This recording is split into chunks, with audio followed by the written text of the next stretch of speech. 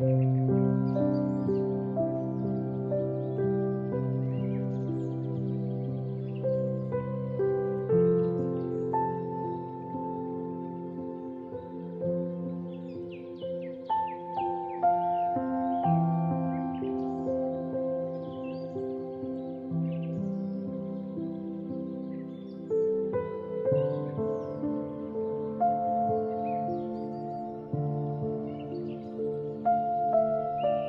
40 jours de prière, jour 7, lundi 9 mai 2022. Pensée dévotionnelle. Ted Wilson. Mission Impliquez-vous par Ted N.C. Wilson. Nous vivons une époque de changement sans précédent.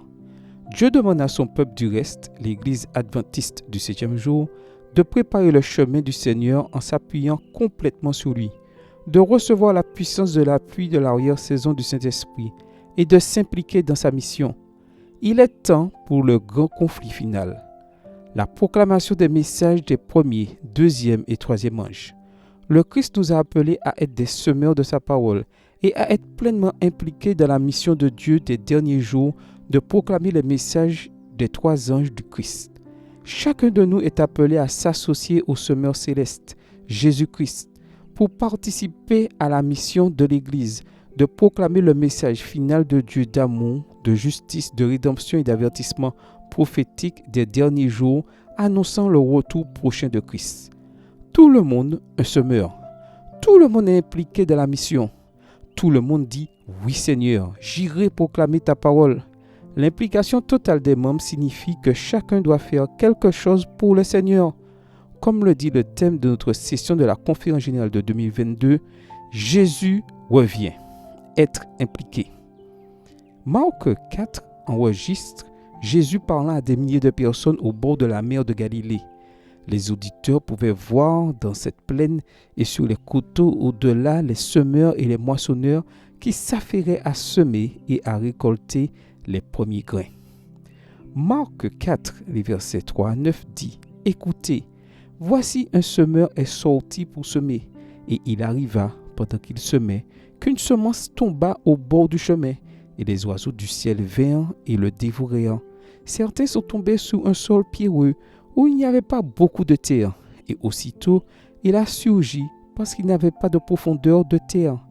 Mais quand le soleil s'est levé, il a été brûlé, et parce qu'il n'avait pas de racines, il s'est desséché. Et une semence tomba parmi les épines, et les épines ont poussé et l'ont étouffé, et il n'a pas donné de récolte.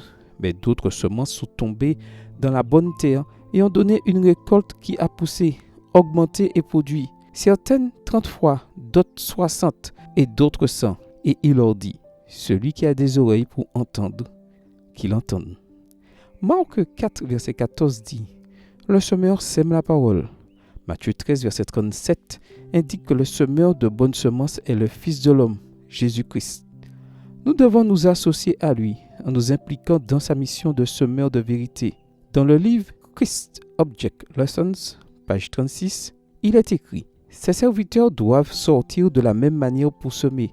Tout le monde doit être impliqué dans la mission de semer la sainte parole de Dieu dans le cadre de l'implication totale des membres dans ces derniers jours de l'histoire de la terre. » Le verset 15 dit « Et ce sont ceux qui sont le long du chemin où la parole est semée. Quand ils entendent, Satan vient immédiatement et enlève la parole qui a été semée dans leur cœur. La précieuse parole de Dieu tombe sur les auditeurs inattentifs, comme un chemin dur sans profondeur. » Les versets 16 et 17 disent « Ce sont également ceux qui sont semés sur un sol pierreux, qui, lorsqu'ils entendent la parole, la reçoivent immédiatement avec joie, et ils n'ont pas de racines en eux-mêmes, et ainsi ne durent qu'un temps.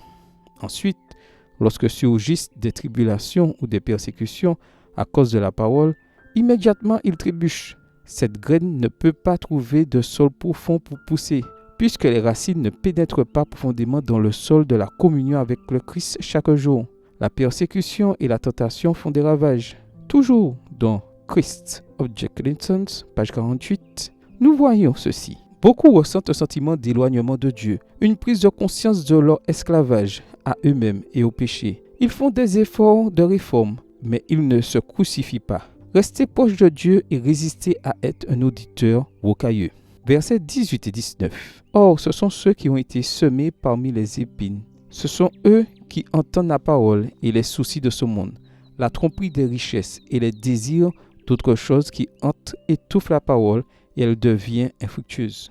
Toujours dans le livre Christ Object Lessons, page 50, la grâce ne peut prospérer que dans le cœur qui est constamment préparé pour les précieuses graines de la vérité. Restez proche du Seigneur par l'étude de la Bible, l'étude de l'esprit de prophétie et la prière constante.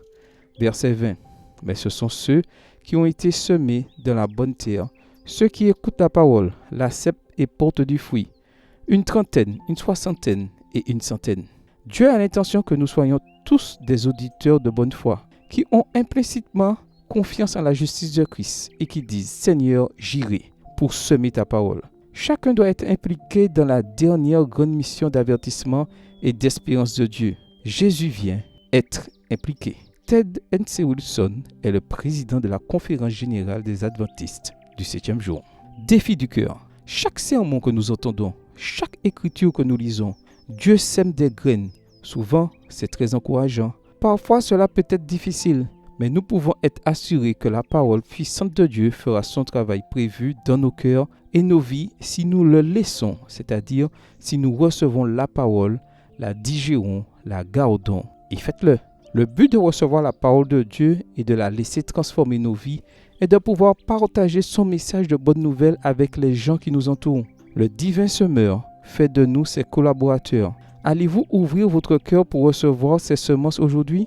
Rejoindras-tu sa mission de partager ses semences avec tous ceux qu'il amènera sur ton chemin? Requête de prière. Prions pour une nouvelle compréhension de la parole de Dieu et pour un cœur ouvert, afin que la parole puisse remodeler nos croyances et nos valeurs personnelles. Prions pour nos frères et sœurs de Shanghai. Prions pour le courage de nos membres d'église en Russie et en Ukraine. Prions pour un livre et un magazine pour enfants qui ont été récemment écrits spécifiquement pour le peuple ukrainien, que ces ressources spéciales soient opportunes et atteignent de nombreux cœurs pour le royaume. Prions pour que l'appel « Jésus revient, être impliqué » ait une priorité urgente dans notre vie quotidienne. Amen. Que le Seigneur vous bénisse.